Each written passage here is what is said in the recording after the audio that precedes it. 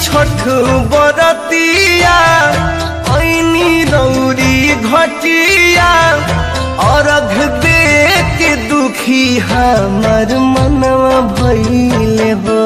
छठ माई तू ही तमंगिया सजवल पोखिया कहे सपनवा भइले हो।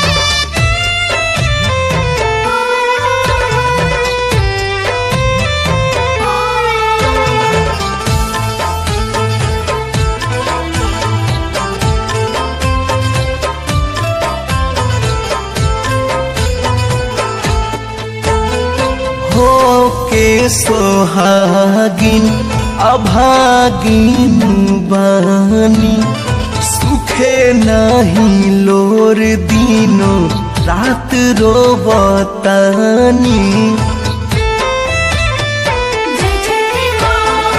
हो के सोहागिन अभागिन बानी सुखे नहीं लोर दिनो रात रोवतानी।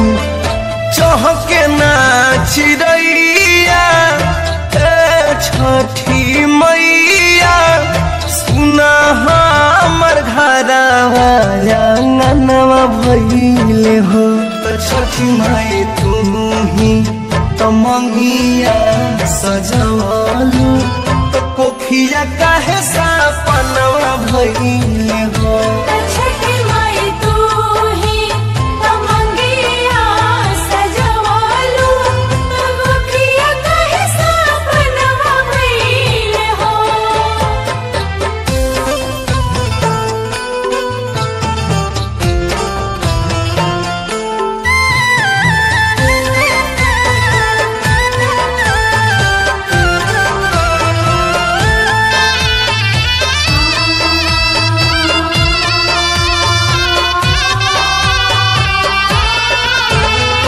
हमारा जे बेरी काहे मुँह फेर लिहालू दीपक दिलदार जैसन बाबू काहे ना दिहालू।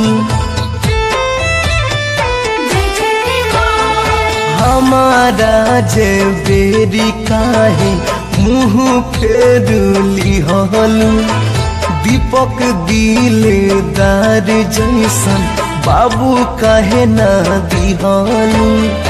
खिली कहिया फुलावा में मैया बाझनी के पड़ल हमर नामवा। छठी माई तू ही तमंगिया सजवलू पोखिया काहे सपनवा भइले हो।